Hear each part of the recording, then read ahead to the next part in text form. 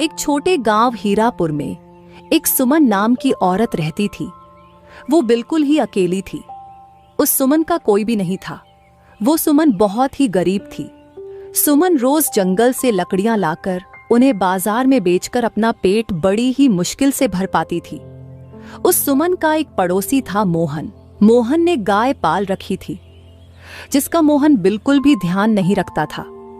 यहां तक कि उसे खाने के लिए चारा भी बड़ी ही मुश्किल से देता था। एक दिन की बात है। ओहो, इस गाय का मैं क्या करूं?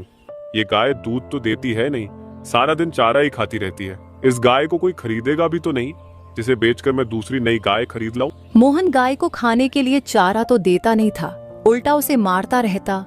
ये सब सुमन रोज अपने घर से देखा करती। लेकिन सुमन को उस गाय पर बड़ी दया आती थी। कैसा नास पीटा इंसान है जो गौ माता को मारता रहता है। ऐसे आदमी को तो नरक में भी जगह नहीं मिलेंगे। पाप लगेगा इसे, पाप। जब देखो बेचारी गाय को मारता ही रहता है। एक दिन की बात है, सुमन मोहन के घर के आगे से जा रही थी।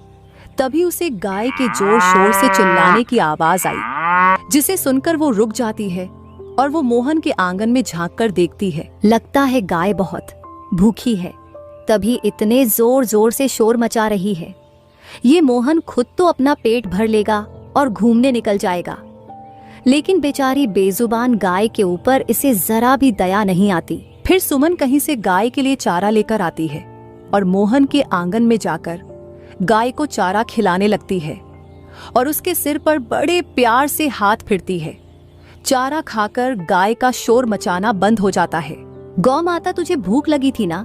चारा खिलाकर सुमन जैसे ही जाने लगती है तो गौ माता सुमन की साड़ी मुंह में दबा लेती है। गौ माता, अब मुझे जाना होगा।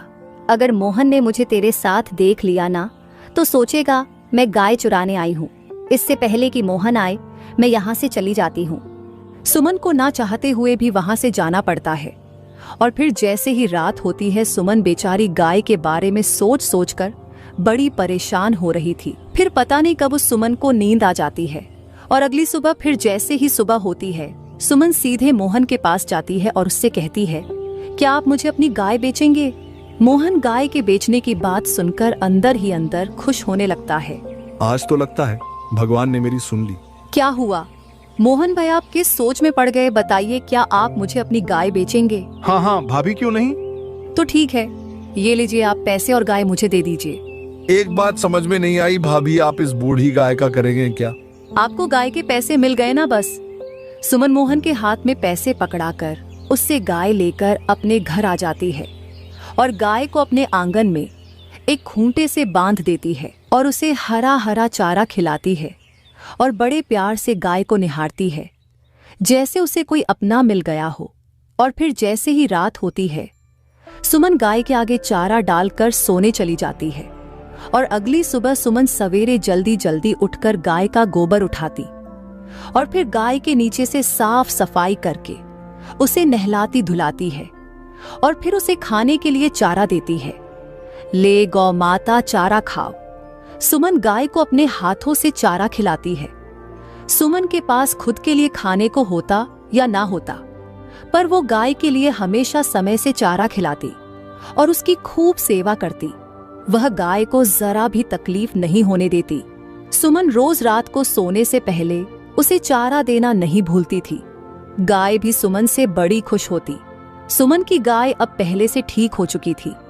एक रात सुमन गाय को चारा देकर सोने चली जाती है और जब वह सुबह उठती है और गाय के पास जाती है तो सुमन के तो होश उड़ जाते हैं। ये क्या गाय ने सोने का गोबर किया? क्योंकि वो गाय कोई मामूली गाय नहीं थी, एक जादुई गाय थी जो सोने का गोबर देती थी। फिर वो सुमन चुपचाप गाय के नीचे से सारा सोने का गोबर उठाकर अपने कमरे में ले जाती है। अरे वाह, गौ माता ने मुझे सोने का गोबर दिया, इससे तो मैं गौ माता के लिए और भी चारा खरीद सकूंगी। फिर वो सुमन सोने का गोबर बाजार में बेचकर गाय के लिए एक सुंदर घंटी खरीदती है और अपने और गाय के लिए बहुत सारा खाना खरीदती है। फिर सुमन अपनी गाय को भी बढ़िया चारा खिलाती और खुद भी पेट भर खाना खाती है। भगवान तेरा बहुत बहुत धन्यवाद इस लाचार बेसहारा औरत की मदद करने के लिए। फिर जैसे ही शाम होती है, सुमन हमेशा की तरह गाय को चारा देकर सोने चली जाती है और जैसे ही सुबह होती है सुमन जल्दी उठकर गाय के पास जाती है तो देखती है, अरे ये क्या गौ माता सोने का गोबर दे रही है। मैं इसे टोकरी में भर लेती हूँ और जल्दी से अंदर कमरे में ले जाती हूँ। फिर सुमन गाय के नीचे से सारा सोने का गोबर एक टोकरे में भरकर कमरे में ले जाती है। ये गौ माता तो मेरे लिए वरदान है, मैं इसे कल सुबह ही बाजार में बेच आऊंगी। फिर वो सुमन उस गोबर को बाजार में ले जाकर बेच आती है और उन पैसों से अपने लिए बढ़िया घर और अपनी सुख सुविधाओं का सामान खरीदती है। अब सुमन को किसी चीज की कोई कमी नहीं थी। अब सुमन धीरे धीरे बहुत अमीर हो गई है।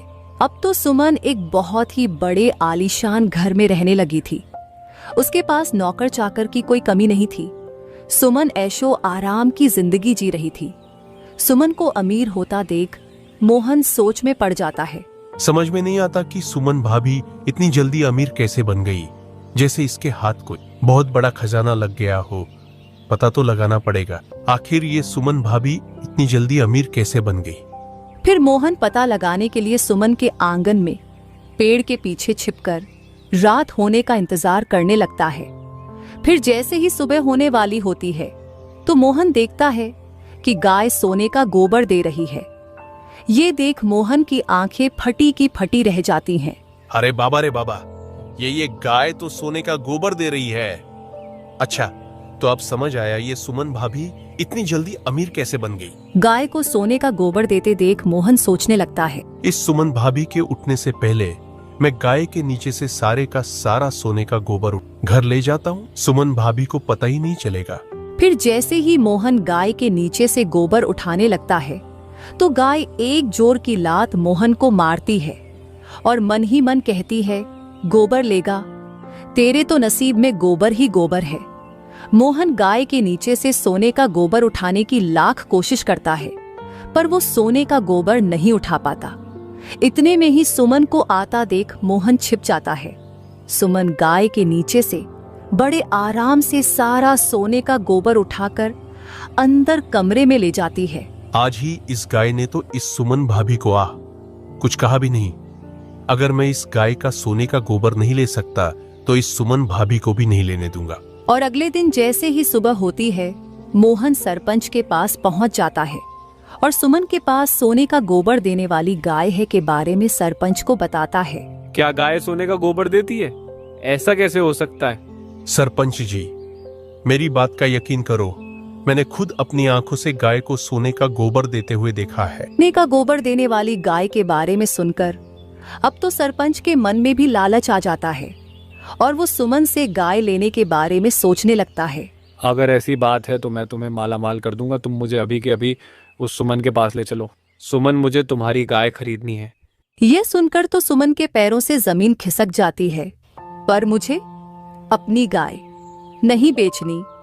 सरपंच सुमन के हाथ में बहुत सारे पैसों पकड़ाकर उसे जबरदस्ती गाय खरीदकर अपने घर ले जाता है और उसे अपने कमरे में बांध देता है। ये देख सरपंच की पत्नी सरपंच से पूछती है, मुझे एक बात समझ नहीं आई कि इस गाय को आपने हमारे कमरे में क्यों बांध रखा है?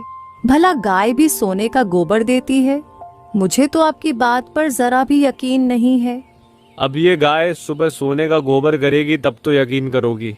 उधर बेचारी सुमन अपनी गाय को याद कर कर के रोए जा रही थी। मेरी गाय, हाय रे मेरी गाय, मैं मेरी गाय के बिना कैसे रहूंगी? वो ही तो मेरे जीने का एक सहारा थी। सुमन गाय को याद करके सो जाती है। उधर सरपंच की खुशी का ठिकाना नहीं था। सरपंच गाय को खूब सारा चारा खिलाता है जिससे कि गाय खूब सारा सोने का गोबर दे सके। फिर थोड़ी ही देर बाद सरपंच और उसकी पत्नी सो जाते हैं और जैसे ही सुबह होती है सरपंच की पत्नी सरपंच को उठाते हुए कहती है, ए जी उठो ना, देखो ना कितनी बदबू आ रही है, जैसे गाय ने गोबर का रखा। ये क्या? गाय ने तो सोने का गोबर दिया ही नहीं। सरपंच मोहन की खूब धुलाई करता है और वापस गाय सुमन को दे आता है। सुमन गाय को वापस पाकर बड़ी खुश होती है और उसके गले लग जाती है।